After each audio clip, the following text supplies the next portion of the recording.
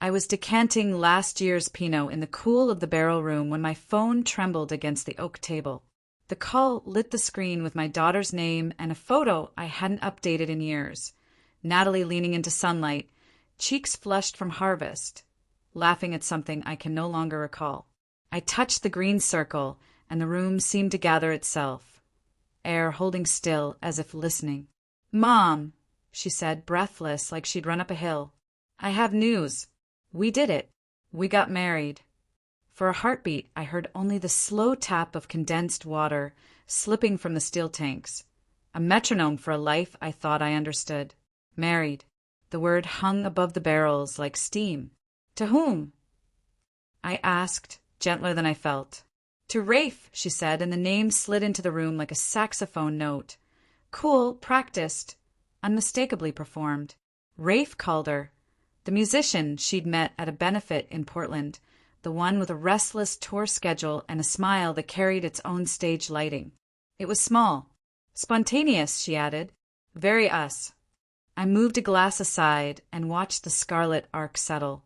"Congratulations," I said, and found I meant it, though a small, stern part of me was turning down invisible knobs, closing curtains, buttoning coats.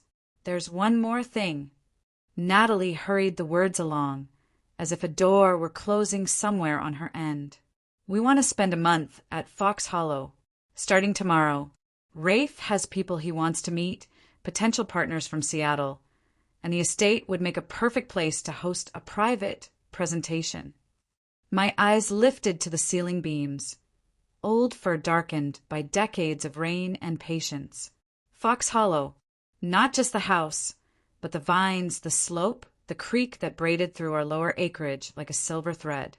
This valley had kept my family stitched together through heartbreak and triumph since my father poured his first humble vintage and inked it into a ledger with the same pen he used to sign my birth certificate.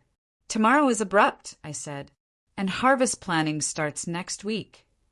"They can work around us," she replied, light as a chalk line. "We'll be quiet. Rafe's investors just need to see the potential. It's a win for everyone." Investors. The word touched a nerve I didn't know was exposed. I braced a palm on the table and took in the barrels, their round shoulders, the way they hold time without complaint. "What sort of potential?" "Mom." Natalie laughed softly, coaxing, a melody I knew from toddlerhood. "You always said the vineyard had to evolve or fossilize. Rafe's friends are visionaries. They're interested in unlocking dormant value, events, brand partnerships, a boutique experience." "An experience," I repeated. "And by unlocking, I assume you mean selling." A pause. Then, carefully, "There are many forms of stewardship." On my tongue rose a speech about soil and seasons, about the way vines read weather like braille, about the ledger upstairs with notes in my father's slanted hand, sunrise the color of tea, birds loud in the east block, acid bright and good. But speeches are for audiences, and I had only Natalie already halfway out the door of our conversation. "You and Rafe are welcome to visit," I said at last. "As for business, that requires process." "Process," she echoed, wounded. "We're family." "Yes," I said, "which is why we cherish the place, not test it like a product." The silence that followed was the kind that grows roots. When Natalie spoke again, her tone had thin ice under it. "I thought you'd be happy for me." "I am," I told her. "Be married. Be gloriously married. But Fox Hollow isn't a prop." "You're overreacting," she said, then softened. "Let me bring him.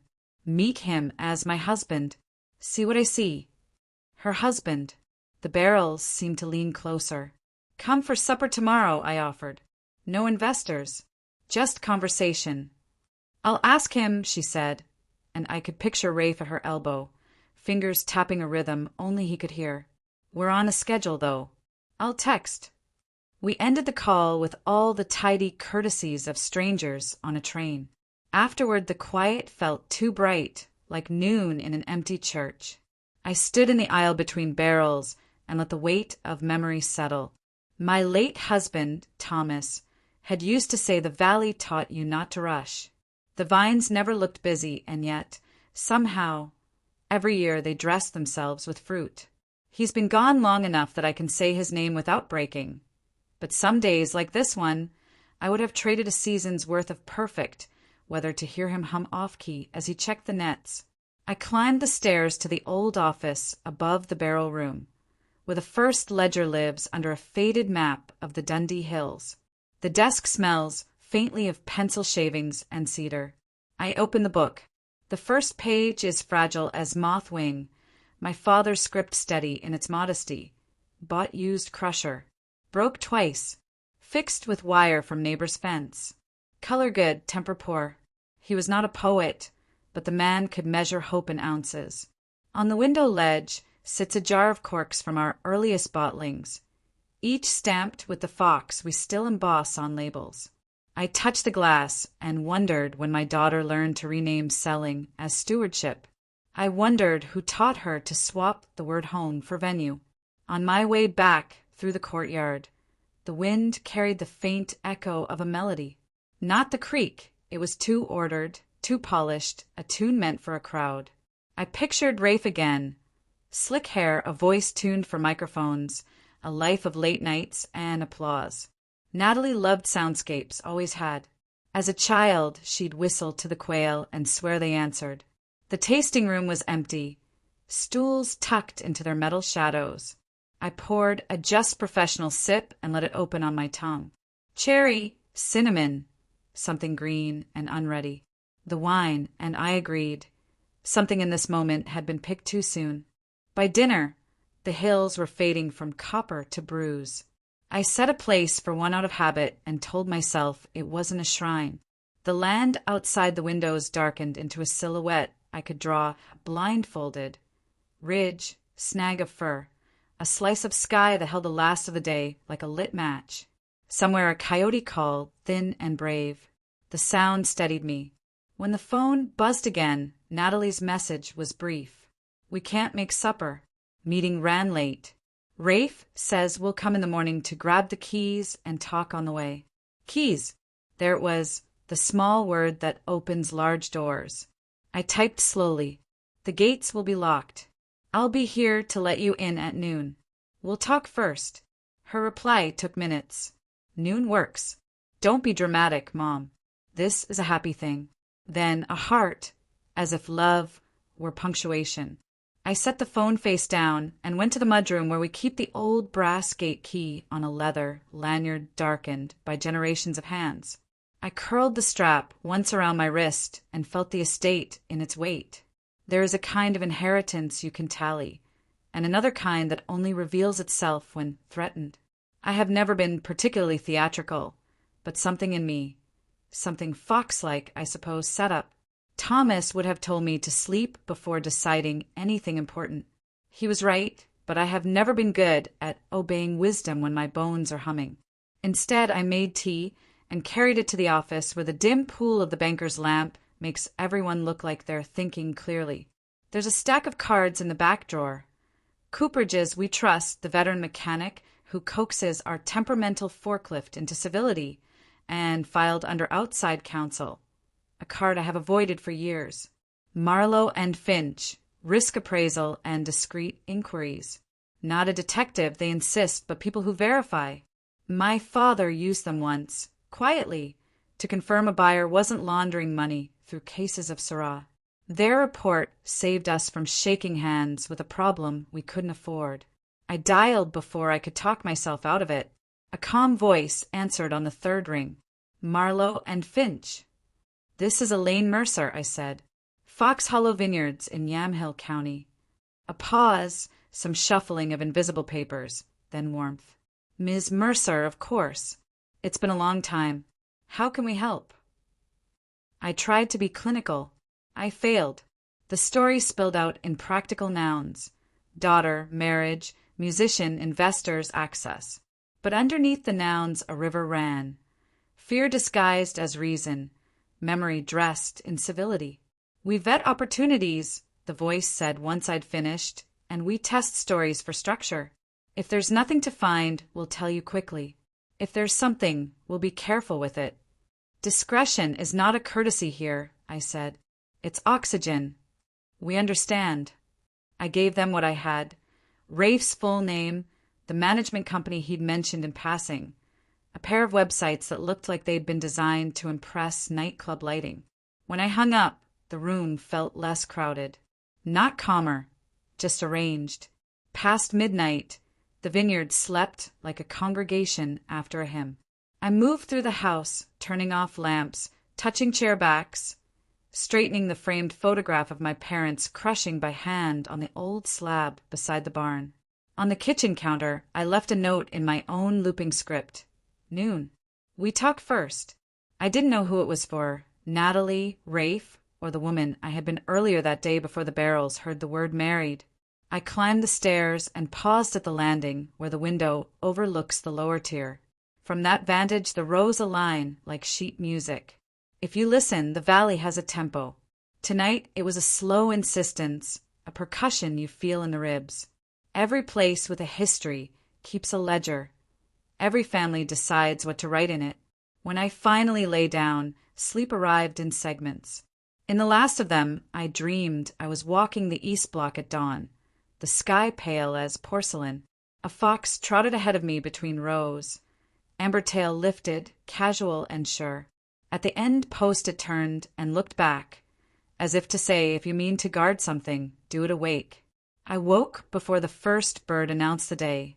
In the stillness between dream and duty, I chose what needed choosing. I would greet my daughter with a welcome, not a war.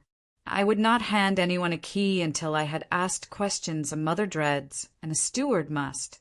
And I would prepare a gift of my own making, one that didn't glitter, one that spoke the language the vines taught me, patient, exact, impossible to counterfeit.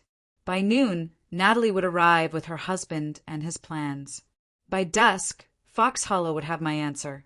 Morning stretched itself across the valley in thin threads of gold, and with it came a knot in my stomach I couldn't loosen. By 11, I had already polished the silver gate key twice, as if shine could add clarity. The courtyard smelled of crushed thyme and damp gravel, scents that belonged to our land long before Rafe Calder learned how to tune a guitar. When the gates finally swung open at noon, Natalie's car rolled up the drive, sleek and borrowed-looking, as though it wanted to be seen but not remembered. She stepped out first, radiant, her hair loose in a way that suggested both freedom and careful staging. Behind her, Rafe emerged like someone making an entrance, not an arrival, sunglasses still on despite the shadow of the eaves. "Mom," Natalie said, reaching to hug me. I held her close, long enough for my heart to recognize her, then let go. "You look wonderful." "And you look married," I said. My eyes flicked to the ring, glinting on her finger. "Congratulations again." Rafe extended a hand, the kind that knows cameras. His grip was rehearsed, strong, but not crushing. "Elaine Mercer," he said with a grin. "I've heard this place is practically a legend." "It's been a home," I corrected, and gestured toward the kitchen door. "Come in. We'll talk better over lunch." Inside, I served roasted vegetables and sourdough from our neighbor's oven. Simple food, the kind Thomas loved, the kind that asked nothing of you except to taste. Natalie chatted brightly, describing their quick ceremony in Santa Fe, the road trip that followed, the music festivals where she danced barefoot. Rafe punctuated her sentences with anecdotes of backstage encounters and glowing reviews. Only when plates had thinned did the conversation bend toward what he clearly wanted. "Fox Hollow could be a centerpiece," he said, leaning back with easy confidence. "Imagine curated tastings for influencers, live sessions in the Barrel Hall, residencies for artists. We're talking a destination brand here." "It already is a destination," I said evenly. "For harvest crews, for neighbors, for family." He smiled, as though humoring sentimentality. With the right partners, it could generate 7 figures annually. Investors are hungry for authentic stories wrapped in modern experiences. This place, he swept his hand toward the windows, where vines climbed the hills in disciplined rows. is dripping with story. I set my glass down carefully. Stories aren't for sale. They're inherited, guarded, passed forward. Of course, he said, quick to soften. But you can monetize legacy without losing it. That's stewardship in the 21st century. Natalie touched my wrist, her eyes pleading. Mom, he's right. This could secure the vineyard's future. No more sleepless nights about taxes or equipment. I looked at her, the daughter I once carried down these same rows on my shoulders, her laughter blending with skylarks. The vineyard's future is not for sale by the month, I said. A thin silence settled. Rafe finally broke it with a chuckle, as if diffusing tension were second nature. We're not asking for signatures today. Just trust. Let us use the house and estate for a few weeks. Let me show you what's possible. After that, you'll see we're on the same side. His tone was smooth, but beneath it I heard the tempo of entitlement, the way one hears the drum behind a melody. I excused myself briefly, stepping onto the terrace. From there the valley unfolded. Hills stretched like folded linen, vines steady as old soldiers. I breathed the air that smelled of clay and blackberry and thought, this land has waited longer than any contract ever could. When I returned, I found Rafe studying a family portrait on the mantel. Your husband looks formidable, he said. He was steady, I corrected. Formidable belongs to the land. Natalie frowned, sensing something sharp under my words. Mom, please. We're not trying to fight you. I'm not fighting, I said. I'm listening, and I hear ambition louder than devotion. Rafe's smile faltered for a fraction, then reassembled itself. Ambition builds futures. Or erases them, I said softly. They left soon after, Natalie promising they'd circle back tomorrow. I stood in the quiet, clearing plates that hadn't really been eaten. When I rinsed Rafe's glass, I noticed he hadn't touched the wine. Our own Pinot, poured generously. For a man courting a vineyard, he had declined to taste it. That, more than anything, soured the air. Back in the office, I found myself writing a list in the margin of my father's ledger, a habit of mine when storm clouds gathered. At the top I wrote, confirm intentions, secure legacy, protect Natalie even from herself. The phone rang at dusk. Marlowe and Finch. Their voice was calm, but the words turned the air brittle. We have preliminary findings on Mr. Calder. May we meet tomorrow morning? Yes, I said. My hand tightened around the receiver. And please bring everything. The following morning arrived wrapped in mist. The hills blurred as if someone had dragged a wet brush across their outlines. I drove into town, past the bakery with its warm breath of cinnamon, to the office of Marlowe and Finch. Their brass sign was modest, but inside the walls carried the hush of guarded truths. Mr. Finch himself greeted me, a lean man with salt hair and a habit of folding his hands as though weighing invisible scales. Mrs. Mercer, he said with a nod, let's review what we've uncovered. We sat across a walnut table polished thin by years of caution. He opened a folder, each page anchored by neat tabs. Mr. Calder's career, Finch began, is less luminous than his reputation suggests. Moderate recognition, a few festival appearances, but no sustainable income stream. He's been reliant on benefactors, older patrons, often women of means, whose sponsorship ended once personal ties soured. My throat tightened. Patterns. Yes, repeatedly. Finch tapped the folder. A brief surge in visibility, then an exit, usually after securing financial backing or housing arrangements. One former patron described him as an artist who never paid rent but always paid compliments. I closed my eyes briefly. Natalie's smile, so full of belief, flared against my mind. There's more, Finch said gently. He slid photographs across the table. Rafe in cafes and hotel lobbies, leaning toward people in expensive suits. Architectural sketches lay between wine glasses. Developers from Seattle. specialize in converting heritage properties into boutique resorts. Meetings began weeks before your daughter's marriage. The location discussed was Fox Hollow. The word struck like frost on the vines, silent, invasive, unstoppable. So, I whispered, he wanted the estate before he wanted her. Evidence suggests so, Finch confirmed. Our surveillance also caught conversations with an associate, a woman named Celeste Armand. She works as an event strategist. They spoke openly about unlocking the vineyard for profit once access was secured through marriage.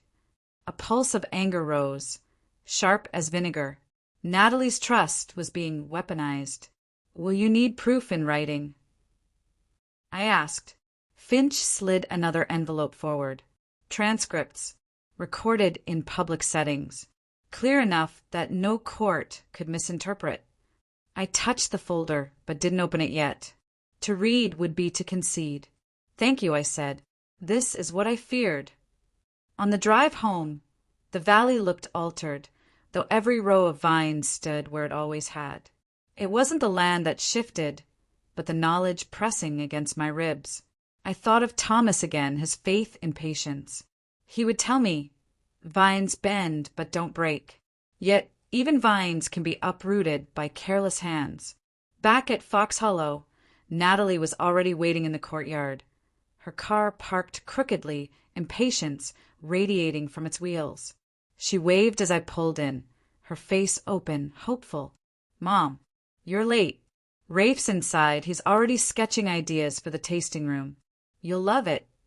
Love. The word snagged. Inside, I found him at the kitchen island, a spread of glossy printouts before him, mock-ups of glass walls, modern lounges, a rooftop terrace above the barrel hall. He looked up with an easy smile. Elaine, perfect timing. Picture this. Live jazz while guests sip your vintages beneath the stars. Stared at the images. My father's handwriting lived in these walls. My husband's laughter still leaned in the beams. And here they were, reduced to decor for someone else's brochure. No, I said simply. Rafe blinked. I beg your pardon. This estate will not be a venue, I told him. It is a vineyard. It is family ground. And it will not be sold in slices to strangers with portfolios. Natalie rushed forward, clutching my arm. Mom, please, don't shut down without even. I have listened, I said, gently but firm. I have seen, and I have learned enough to know where this path leads. Rafe's charm thinned, his smile brittle as spun sugar. Careful, Elaine. Opportunity doesn't knock twice. Refuse, and you may regret it. I met his gaze, steady as the rootstock. The only regret would be yielding to greed disguised as progress.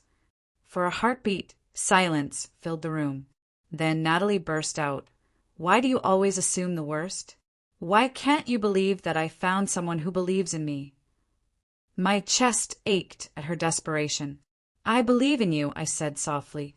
Enough to protect what is yours, even when you cannot see the danger. She pulled away, tears sharp in her eyes.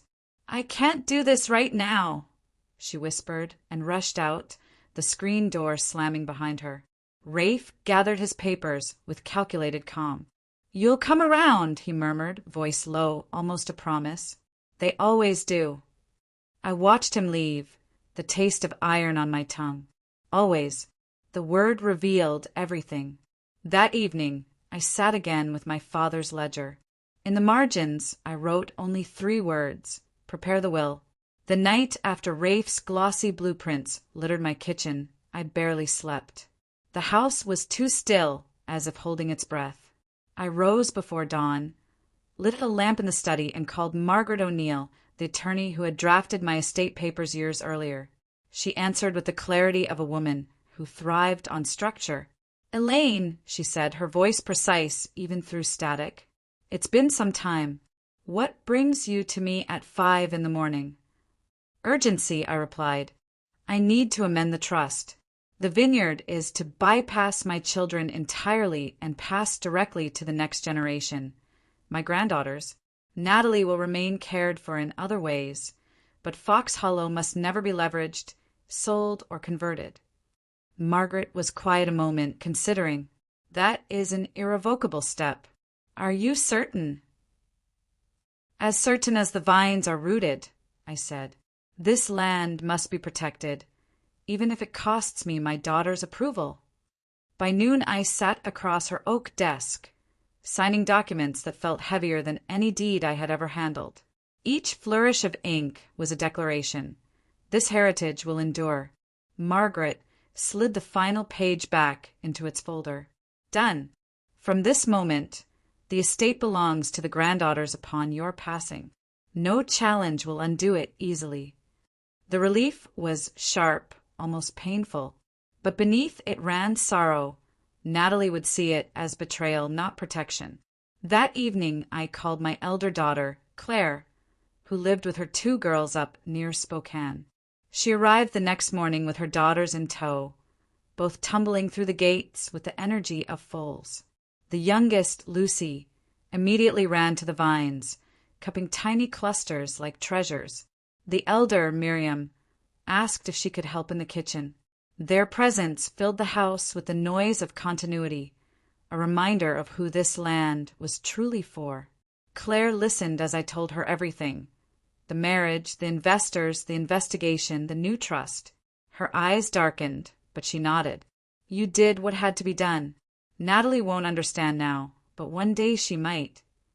I pray she does, I murmured. We were still speaking when the phone rang. I expected Natalie furious. Instead, it was Finch. Elaine, we've intercepted new movements. Calder has been meeting with a journalist in Portland. They're discussing a story, one that paints your family as fractured, your vineyard as mismanaged. It's designed to force you into agreeing to his proposals. I pressed a hand to my temple. Does Natalie know? We believe not, Finch said. His associate, Celeste, arranged the meetings. We have transcripts if needed. The manipulation cut deeper than before. It wasn't just ambition, it was sabotage. That evening, Natalie finally called. Her voice was brittle. Rafe says you're trying to destroy us. He says you've always resented any man I loved. Is it true? Are you jealous? The words landed like shards. Jealous?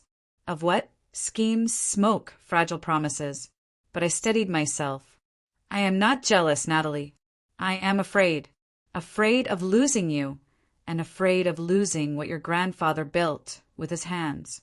Fox Hollow is not a bargaining chip. She sighed. The sound weighted with exhaustion. I don't know who to believe. Then believe the vines, I whispered. They will tell you who tends them with love and who sees them as coin. The line went silent, then disconnected. Later, as dusk melted into indigo, headlights pierced the drive. Rafe's convertible glided up, but he was alone. He stepped out with deliberate calm, carrying a box wrapped in sleek black paper. He left it at the door with a smile that didn't reach his eyes. When I unwrapped it, I found inside a bottle of champagne and a silver pen, along with a card in his broad, looping script. For your signature when you're ready to modernize.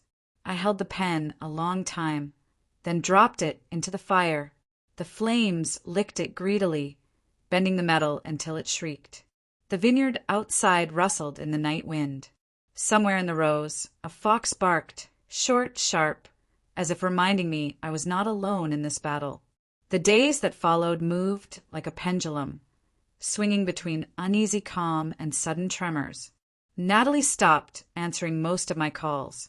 When she did respond, her tone was clipped, as though someone were listening. I knew whose voice lingered behind her words. Rafe, meanwhile, grew bolder. Flyers appeared in town advertising an exclusive preview of a new wine and music venue at Fox Hollow.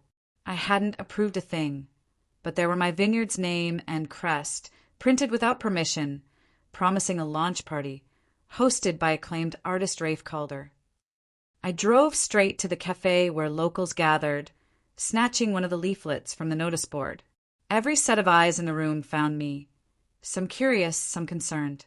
My cheeks burned, not with shame, but with fury. He was trying to rewrite our narrative in public, to make his vision seem inevitable. That evening I called Finch again. How do we stop him before the damage spreads? Finch's voice was steady. Expose him, but carefully. The more public his deceit, the less credibility he retains. We've already compiled documents, financial inconsistencies, staged contracts, even false credentials on his promotional materials. When Natalie sees this, she'll have no choice but to confront reality. I wasn't sure. A mother's heart doesn't surrender hope easily, but the vineyard could not survive her blindness. 2 nights later, Natalie appeared at my door without warning. Her face was pale, her eyes shadowed with sleeplessness. "We need to talk," she said. I set tea before her, but she barely touched it. "Rafe says you've hired spies to ruin him," she accused. "He says you'll never let me be happy." I met her gaze. "Natalie, I don't need spies. His own record ruins him. Do you want proof?" She hesitated. "He loves me." "Love doesn't falsify credentials," I said quietly. "It doesn't meet developers in hotel lobbies weeks before a wedding. It doesn't forge flyers with names it doesn't own." Her hand trembled on the cup. "You don't understand him." "Then help me," I pleaded. "Help me understand. Show me where his devotion lives, aside from ambition. If you can, I'll stop questioning." She couldn't answer. Tears filled her eyes, but before she could speak further, headlights carved across the windows. Rafe strode in without knocking, his charm wound tight, like a snare. "Elaine," he said, smoothly interfering again, "your obsession is unbecoming." I stood. "This is my house, my vineyard. You are a guest here, nothing more." His smile hardened. "You think your little trust documents can stop progress? Investors are already lined up. This valley will move forward, with or without your blessing." "Investors," I repeated, "who will vanish once they learn your credentials are fiction." His eyes flickered, just briefly but enough. Natalie gasped. "What?" I crossed to the desk, opened Finch's folder, and slid the papers toward her. "Read. Every line verified. Every deal staged. Every promise empty." Rafe lunged to snatch the file, but Natalie's hand was faster. She clutched the pages to her chest, scanning them, her face draining of color as if each line erased another illusion. This isn't true," she whispered, though the tremor in her voice betrayed her doubt. Rafe's voice sharpened. "They forged it, Natalie. Don't let her manipulate you. She's always needed control." But the ground beneath his words cracked. Natalie stepped back, her eyes wide, her breathing uneven. "You told me these investors wanted us. You said—" "I said what was necessary." Rafe snapped before he could stop himself. The mask slipped, if only for a breath, and the truth shone harsh as floodlight. Silence fell, thick and final. Natalie dropped the folder as though it burned. She looked between us, then bolted for the door, her sobs trailing into the night. Rafe cursed under his breath, then turned on me with a venom that no longer bothered with charm. "You'll regret this, Elaine. I promise you that."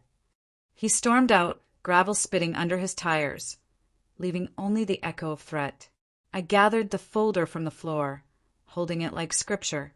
Upstairs, the ledger waited, and I wrote one more line in the margin. "The fox exposes itself when cornered." The morning after Natalie fled into the night, the vineyard stood, shrouded in silence. Even the usual chorus of finches seemed hushed, as if the land itself waited.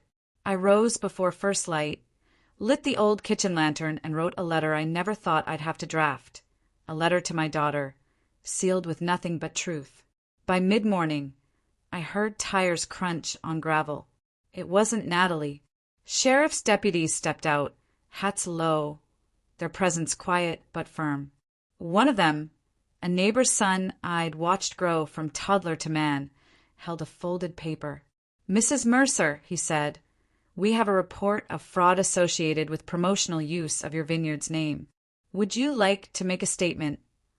I led them inside, handed over Finch's dossier and told them everything. Their pens scratched steadily, each word a nail in the coffin of Rafe Calder's performance. Before they left, the deputy touched his hat. "You did right," he said. "Men like him don't stop unless someone stands." That evening, Natalie returned at last. She looked smaller somehow, wrapped in a coat she must have thrown on without thinking. Her eyes were raw from crying. She sat at the kitchen table across from me, hands folded tight. "I went to Rafe," she confessed.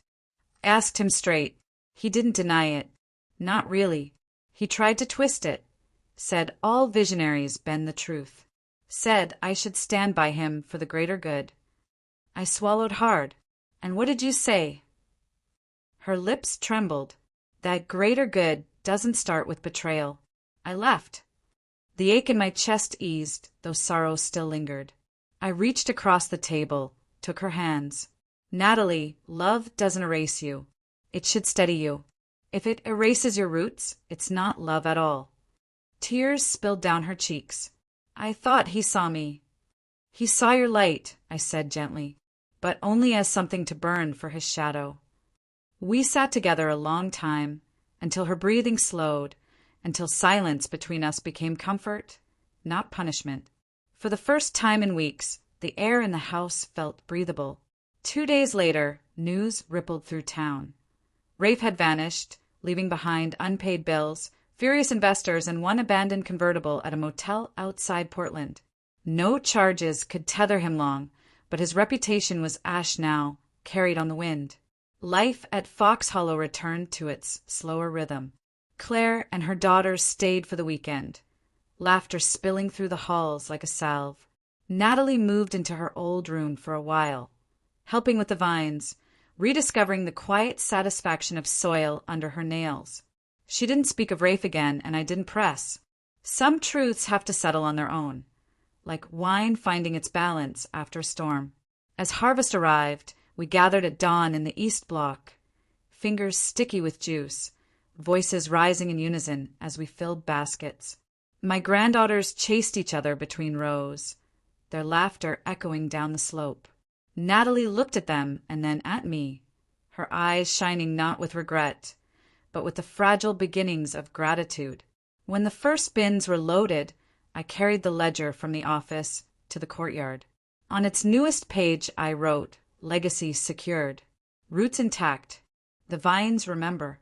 The fox trotted along the fence line at dusk, tail high as though blessing the day. I watched until it slipped back into the vines, certain that the land, like blood, recognizes its guardians. And for the first time since that terrible phone call weeks earlier, I felt peace. Not the peace of endings, but the kind that begins when storms clear and you see the horizon again, unchanged, waiting, quietly eternal.